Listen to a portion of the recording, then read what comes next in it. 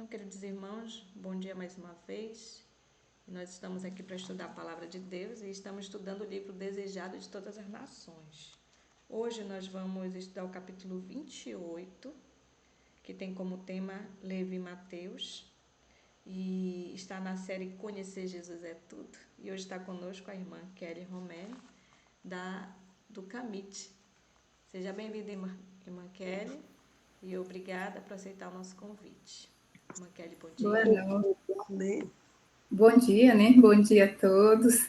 Deus abençoe esse programa, esse momento de nós podermos nos aproximar mais de Cristo. Para mim é um prazer sempre estar aqui apoiando esse belo projeto. Nós vamos, então, como já foi dito agora,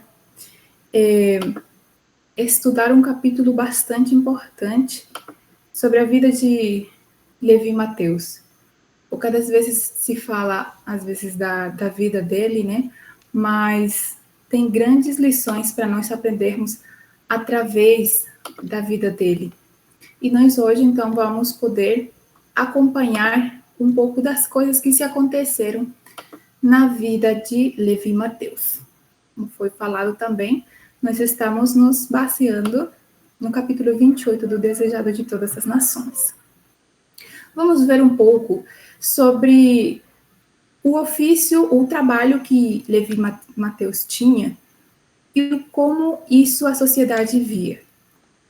Dos funcionários romanos na Palestina, nenhum era mais odiado que o publicano. O fato de serem os impostos ordenados por um poder estrangeiro era contínuo motivo de irritação para os judeus, lembrança que era da perda de sua independência. E os cobradores de impostos, além de instrumentos da opressão romana, eram extorsionários em seu proveito, enriquecendo-se à custa do povo. Um judeu que aceitasse esse ofício das mãos dos romanos era considerado traidor da honra nacional. Desprezado como apóstata, classificavam-no entre os mais vis da sociedade. Então, esse era aqui o trabalho que Levi e Mateus tinha. E olha só como a sociedade via essas pessoas, porque eles já tinham uma opressão do povo romano. E ser um funcionário dele seria como ser um aliado do povo romano que oprimia o povo de Israel. Então, eles eram muito desprezados como a pior sociedade, o pior tipo de pessoas que existiam nesses momentos. E Levi pertencia a esse grupo de pessoas que eram afastadas ou julgadas, né, como o pior da sociedade. Depois dos 4 discípulos na praia de Genezaré, Mateus foi o seguinte a ser chamado, né? Os primeiros 4 foi Tiago, João, né, Pedro e André. Eles foram chamados por Cristo, e o 5º, no caso, a ser chamado seria Mateus. Jesus viu nesse homem uma pessoa aberta à recepção da verdade. Mateus escutava os ensinos do Salvador. Ele anelava buscar o auxílio em Cristo. Ele queria realmente conhecer, mas como ele era julgado pelas pessoas, as pessoas tinham preconceito com ele, ele achava que Cristo talvez não iria prestar atenção nele. Então ele se conformava às vezes e ele estava já acostumado ao desprezo. Mas ele se surpreendeu muito quando certo dia ele estava trabalhando na alfândega, né? E Jesus se aproxima dele. E ele, surpreso, fica observando a cena, e Jesus, nesse momento, fala: segue-me. Apenas isso. Mateus não duvidou. Ele deixou tudo para trás, se levantou e o seguiu. Era o que mais ele desejava no coração. E ele não se importou com o dinheiro que ele tinha, porque, assim, as pessoas que trabalhavam com isto, os que eram coletores de impostos, eles sempre queriam mais, eles eram avarentos, como nós vimos anteriormente, eles cobravam a mais do povo para eles terem um lucro maior, e eles juntavam, assim, roubavam do povo. Mas ele não se importou com tudo que ele tinha juntado, ou com o que ele iria perder nas riquezas, ele simplesmente seguiu Jesus. Da mesma maneira, os discípulos anteriores que já mencionamos, Pedro, Tiago, João, André, eles, quando estavam no melhor momento da sua vida, vamos dizer, Jesus fez um grande milagre, onde eles conseguiram muitos peixes. Isso podia ser vendido, podia dar um dinheiro tão grande. Quando finalmente, talvez, eles saíram daquelas dívidas, daquele momento difícil, Cristo os chama. E eles não se importaram em deixar tudo para trás. Muitos deles, eles tinham que manter uma família. Mas também não dizeram, nossa, e agora com o que eu vou trabalhar, o que eu vou dar para minha família? Eles aceitaram, sem dúvida, o chamado de Cristo, né? Eles não colocaram objeção. E isso nos traz a primeira lição para hoje. E nós vamos ver como nós devemos fazer quando Cristo também nos chama. Assim, toda pessoa é provada quanto ao seu mais forte desejo, se bens temporais, se a companhia de Cristo. Homem algum pode ser bem-sucedido no serviço de Deus, a menos que nele ponha inteiro o coração e considere todas as coisas por perda pela excelência do conhecimento de Cristo.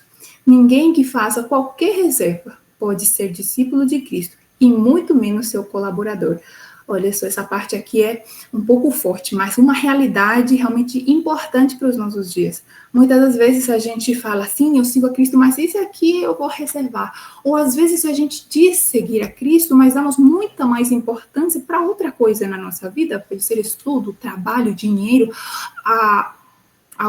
o desejo pelo poder, de ser reconhecido, de ser visto, qualquer coisa que esteja sendo colocado em primeiro lugar, qualquer coisa que nós gostemos de fazer mais do que o seguir a Cristo, mesmo estando na igreja, isso está nos roubando o tempo que nós precisávamos estar com Cristo. E essa é uma reserva que às vezes no coração nós fazemos, ou às vezes é aquele pecado que a gente é tão agradável de realizar que ninguém talvez vê, que é algo assim que não parece ser tão ruim, porque o inimigo sempre vai te colocar isso na cabeça. Não, isso aí não é tão mal assim, não está fazendo mal para ninguém, ninguém está vendo, né? É de boa. Mas essas coisinhas pequenas são as pequenas reservas que a gente pode estar fazendo de não entregar tudo para Cristo. E se a gente não faz isso, se a gente não entrega tudo para Cristo, se a gente não deixa tudo para trás, a gente não pode fazer parte dos seguidores de Cristo, porque Jesus fala, deixa tudo e me segue. E dessa maneira os discípulos fizeram. Eles deixaram tudo empecilho. E eles não questionaram em momento algum Cristo, não perguntaram, mas Senhor, diga que nós vamos viver.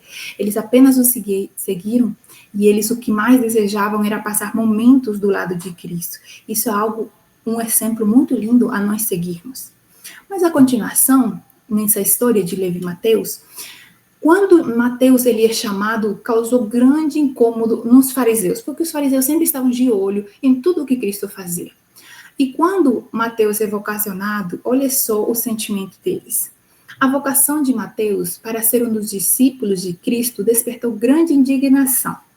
Que um mestre de religião escolhesse um publicano como um de seus imediatos assistentes era uma ofensa contra os costumes religiosos, sociais e nacionais. Então, eles tinham uma série de regras para se cumprir. E entre uma delas estava que esse tipo de pessoas, coletores de impostos, a pior coisa da sociedade, não poderia ser chamado por um grande mestre reconhecido, porque essas pessoas não mereciam. Porém, Cristo vocaciona uma das pessoas mais odiadas daquele tempo. Imagine só, eles reagiram com muito ódio e indignação. E agora eles seguiam de perto os passos desse chamado. Mateus, não se importando com aquela situação, ele, quando é chamado por Cristo, a alegria dele era tão grande que ele não se importou com o que queriam falar os fariseus, o restante da sociedade. Ele falou, eu vou fazer um banquete na minha casa. E quando ele estava lá, ele chamou, não foi só ele chamou todos os colegas que eram da área dele, coletores de impostos, chamou amigos, chamou vizinhos, família, parente, encheu a casa dele. E cheio, na maioria, por essas pessoas que tinham uma duvidosa reputação. Aqueles que eram desprezados pela sociedade, todos eles estavam ali. E no meio estava Cristo. Imaginem só, agora os fariseus também tinham regras, eles não podiam se contaminar, diziam eles, né, com esse tipo de pessoas. E Cristo estava no meio. Tudo isso era diferente para os fariseus. Então, os fariseus, quando souberam desse banquete que iria acontecer na casa de Mateus, eles também foram lá para ver o que acontecia. Eles sempre estavam procurando ocasião para poder achar alguma falha em Cristo e poder-lo acusar. Quando eles chegam lá, eles vão começar a semear discórdia. E isso eles fizeram de uma maneira bem sigilosa. Dessa vez, eles não chegaram logo para Cristo. Eles procuraram operar por intermédio dos discípulos, buscando despertar-lhes os preconceitos, esperavam separá-los do mestre. Então, eles começaram a fazer alguns questionamentos para eles duvidarem um pouco do ministério de Cristo. Mas olha só, e aqui nós temos outra lição importante, porque muitas das vezes isso se repete nos nossos dias. Nos nossos dias, nas nossas igrejas, muitos podemos estar fazendo o mesmo erro que faziam os fariseus. Como continua dizendo aqui, tem sido essa a maneira porque Satanás tem operado sempre, desde a desarmonia no céu, e todos quantos procuram causar discórdia e separação são atuados por seu espírito. Então, às vezes na igreja, existem pessoas que se dedicam a causar discórdia, a achar defeito nas coisas. Olha, eu não achei isso aqui desse irmão. Olha por que ele está fazendo. E geralmente isso acontece, não vai direto à pessoa. Eles podiam ter chegado, os fariseus podiam ter chegado diretamente com Jesus e questionar. Mas não, eles começaram a fazer algo muito pior ainda. Eles começaram a trabalhar na mente dos discípulos. E isso é uma coisa muito ruim de se fazer. De começar a semear fofoca, a semear discórdia no coração das pessoas contra alguém. Podíamos chegar com a pessoa e falar, olha, isso aqui não está bem, mas isso geralmente não acontece. A pessoa, às vezes, começa a semear essas discórdias entre os irmãos. Olha, esse irmão está fazendo assim, não deveria fazer assim, ou eu vi fazendo isso. E começa essa divisão dentro da igreja. E nós sabemos que enquanto vê divisão na nossa igreja, o Espírito Santo não desce, porque nós precisamos ser um. E isso é o que Satanás trabalha ardentemente para fazer na igreja. Ele quer divisão. Enquanto Cristo quer união, Satanás quer divisão dentro da igreja. Então, isso é algo a se prestar bastante atenção. Quando a gente não gosta de alguma coisa, quando a gente está vendo algo diferente, se é algum erro que realmente precisa ser falado, procuremos a pessoa pessoalmente. Mas, se é algo assim, talvez de nós próprios, a pessoa não está fazendo do jeito que nós nos agradamos, é melhor colocar nas mãos de Deus, orar por nós, primeiramente, para que Deus transforme os nossos corações e não caiamos nesses erros aqui, que são, às vezes, passados por alto. Seguindo, então, nesse banquete de Mateus, nessa alegria entre eles, os fariseus já entraram em cena, como nós vimos, e começaram a fazer a cabeça dos discípulos agora. E chega aos ouvidos de Jesus o primeiro questionamento. E esse questionamento não foi direcionado, como nós vimos, a Jesus diretamente, mas os fariseus questionaram os discípulos de Cristo e perguntaram assim: por que come o vosso mestre com os publicanos e pecadores? Né? Porque nenhum mestre reconhecido poderia fazer isso, era contaminação, era coisa muito ruim. Mas Cristo não deixou os discípulos responderem. Cristo estava ouvindo e ele respondeu antes dos discípulos. E Cristo responde sabiamente dessa maneira: não necessitam de médico os sãos, mas sim os doentes. Ide, porém, e aprendei o que significa misericórdia quero e não sacrifício. Porque eu não vim a chamar os justos, mas os pecadores ao arrependimento. Mostrou assim que ao passo que pretendiam ser expositores da palavra de Deus, lhe ignoravam por completo o Espírito. Então, Cristo ele sempre tinha uma resposta sábia para responder cada uma das coisas, né? E eles se gabavam tanto de fazer as coisas certas, mas eles se esqueciam do amor, que é o principal na nossa religião. E Cristo responde até com um texto bíblico: misericórdia quero e não sacrifício. E isso é algo que nós também devemos ter bastante atenção, de a gente não esquecer do amor, sobretudo na nossa vida e no nosso trato com as pessoas. E logo depois disso, nessa mesma cena, tinha muito tipo de pessoas, né? Já vimos que eram os amigos, todos os convidados de Mateus, tinha os fariseus presentes ali também, não podia faltar, né?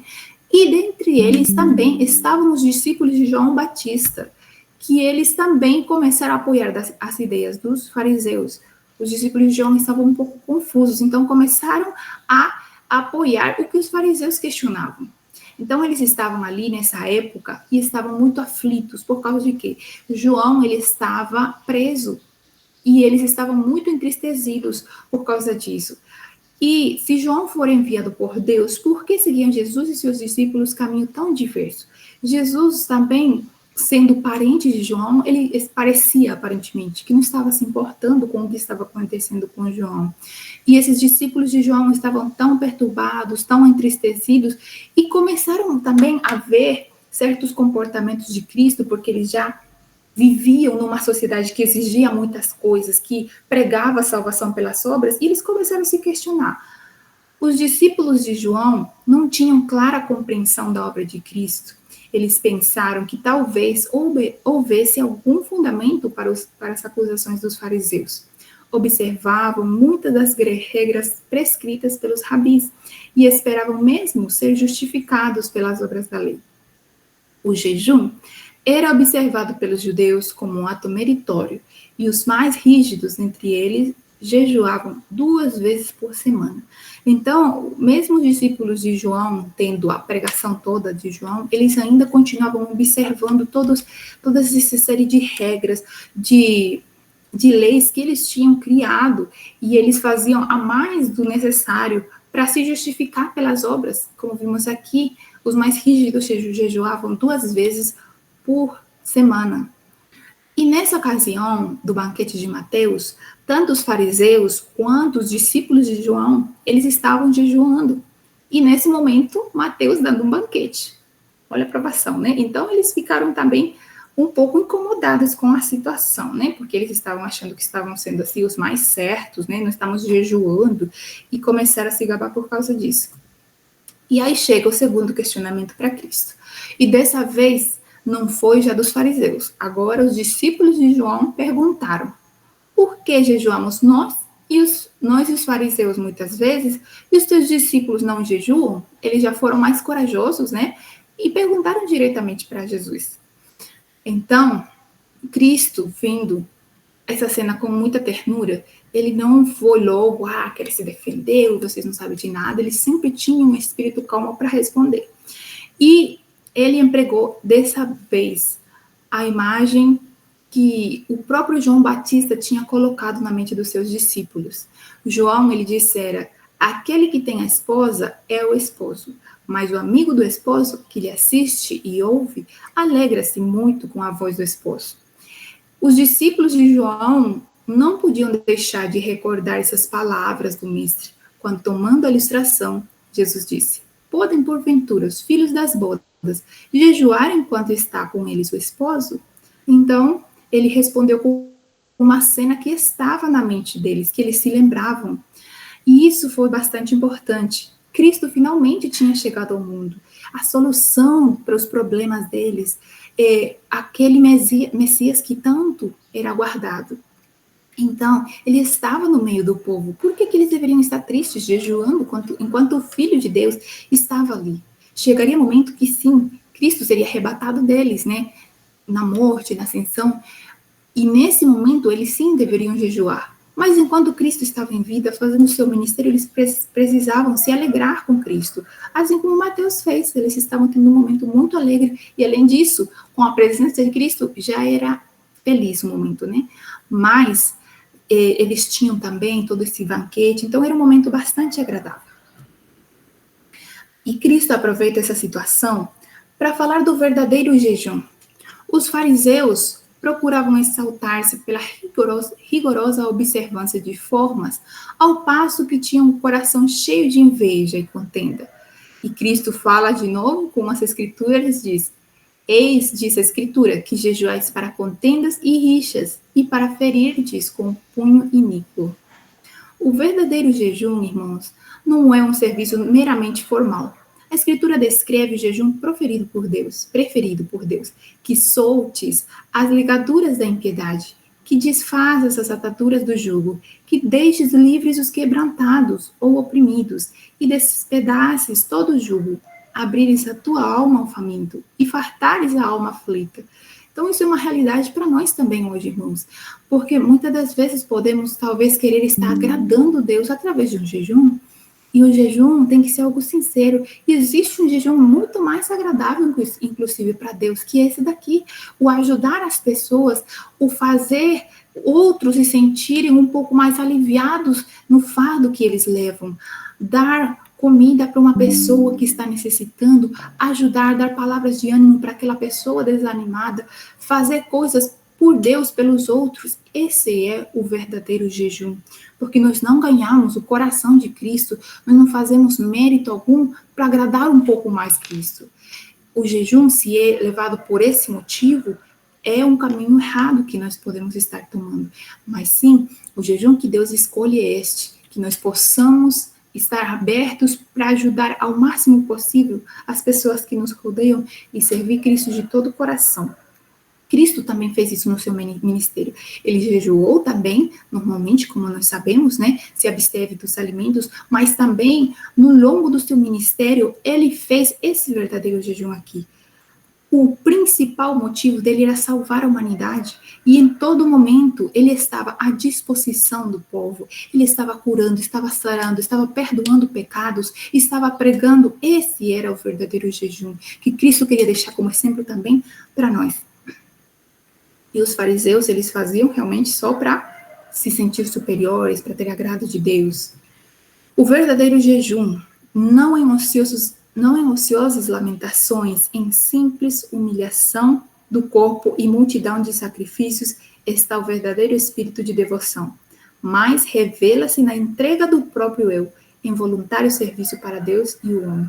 Então, esse é o verdadeiro jejum, quando nós estamos entregues completamente a Deus e aos homens, quando a gente não se importa mais pelo nosso conforto, mas se preocupa principalmente por aquela pessoa que está precisando. Aí nós vamos ver que realmente Cristo está atuando nas nossas vidas, quando nós sintamos esse desejo de poder fazer o máximo possível por Deus, pelas pessoas, e não estarmos talvez nos sentindo alegres porque olha como eu estou conseguindo, o outro irmão não está fazendo.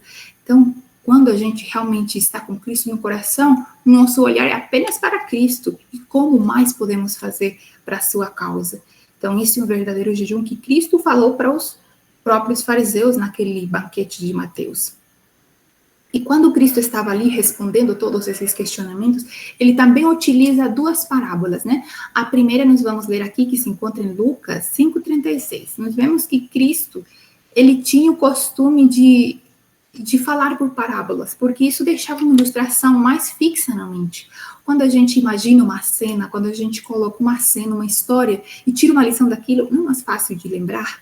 Cristo tinha um método maravilhoso. Ele utilizava esses símbolos para as pessoas não se esquecerem das verdades.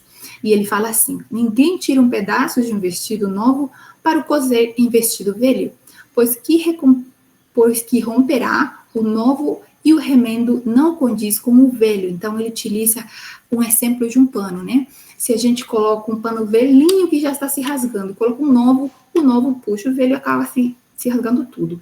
Então, Cristo exemplifica o ministério dele em comparação com o dos fariseus. A mensagem do Batista não devia ser entremeada com a tradição e a superstição. Uma tentativa de misturar as pretensões dos fariseus com a devoção de João só tornaria mais evidente a ruptura em ambas. Nem podiam os princípios do ensino de Cristo ser unidos com as formas do farisaísmo. Então, às vezes, os fariseus, o que eles queriam era que João Batista, Cristo, se encaixassem no tipo de sociedade, de regras e de normas que eles tinham criado, que eles fizessem tudo do jeito que era para ser feito segundo eles. Mas Cristo não fazia isso, João Batista também não.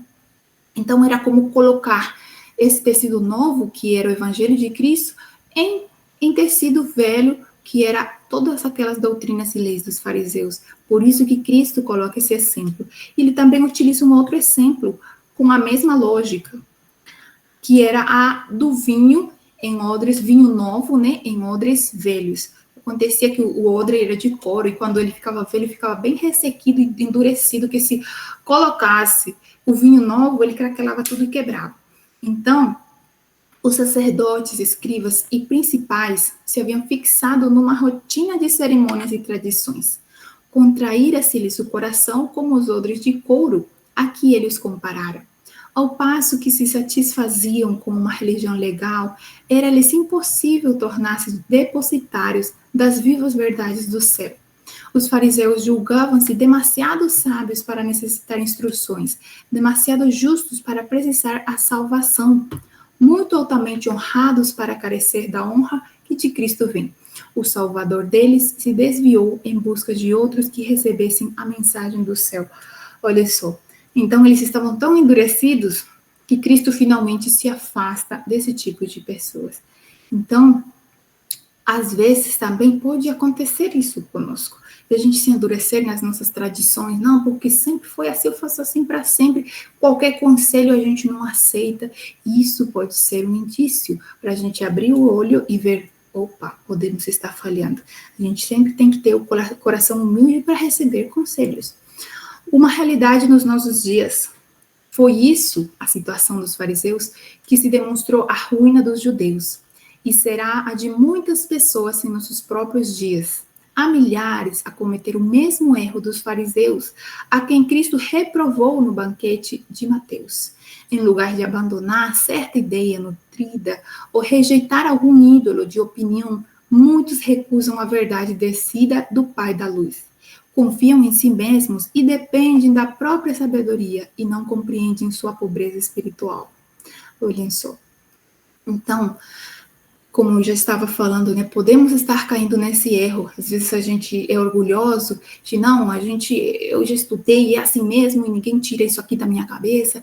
A gente, às vezes, é duro em alguma ideia, não quer ceder em alguma coisa. Às vezes, a gente tem que estar aberto a pensamentos diferentes, claro, dentro da nossa convicção, mas às vezes a ideia do outro irmão pode esclarecer melhor ou pode estar certa. Então, com o espírito de oração, sempre a gente tem que avaliar, analisar e não se fechar a qualquer tipo de coisa, de observação.